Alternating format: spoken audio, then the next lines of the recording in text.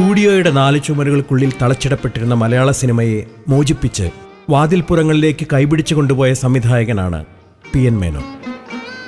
നാടകീയ മുഹൂർത്തങ്ങളും മെലോ ഡ്രാമയും അമിതാഭിനയവും അരങ്ങുവാണിരുന്ന കാലത്ത് നിന്ന് നമ്മുടെ സിനിമ സ്വാഭാവികതയിലേക്ക് പിച്ചവെച്ച് നടന്നത് ഈ പ്രഗത്ഭനായ ചലച്ചിത്ര ശില്പിയുടെ തണലിലാണ്.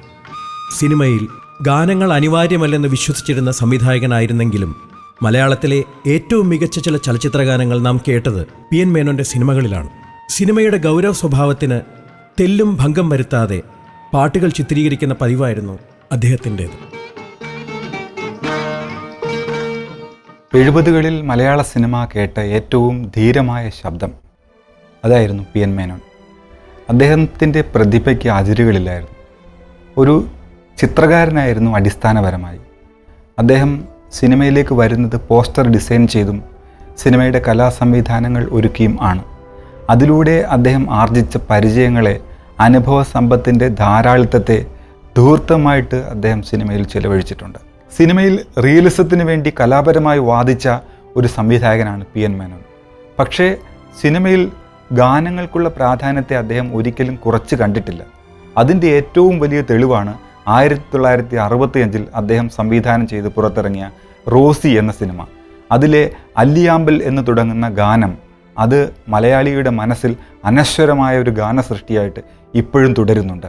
PN മേനോൻ എന്ന ചലച്ചിത്ര സംവിധായകൻ മലയാള സിനിമയ്ക്ക് നൽകിയ ഏറ്റവും വലിയ സംഭാവന ഏതാണെന്ന് ചോദിച്ചാൽ അതിന് അധികം ആലോചിക്കേണ്ടി വരില്ല ഉത്തരം പറയാൻ. അത് ജോബ് മാസ്റ്ററാണ്. അനുരാഗത്തെ കരിക്കിൻ വെള്ളമായി സങ്കല്പിക്കുന്ന അദ്ദേഹത്തിൻ്റെ അല്ലിയാമ്പൽ കടവിൽ എന്ന ഗാനം മൂളാത്ത മലയാളിയില്ല.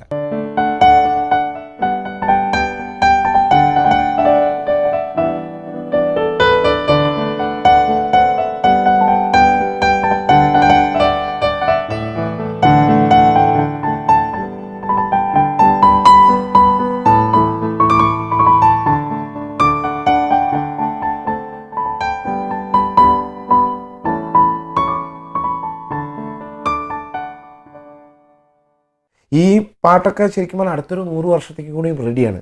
അടുത്തൊരു 100 വർഷത്തേക്ക് കൂടി ജീവിച്ചിരിക്കാൻ പോകുന്ന ഒരു പാട്ടാണ്. ഇപ്പോൾ നമ്മൾ അൺപ്ലഗ്ഡ് എന്നൊക്കെ പറയുന്ന പോലെ അന്നത്തെ കാലഘട്ടത്തിൽ അത് ശരിക്കൊരു അൺപ്ലഗ്ഡിൻ്റെ ഇഫക്റ്റ് ആയിരുന്നിരിക്കണം കൊണ്ടുവന്നതെന്ന് എനിക്ക് തോന്നുന്നു. എനിക്കറിയില്ല അന്ന് ആ ഒരു കാലഘട്ടത്തിൽ 60കളുടെ കാലത്തിൽ ശരിക്കും തബലയുടെയും അങ്ങനെ താളത്തിൻ്റെ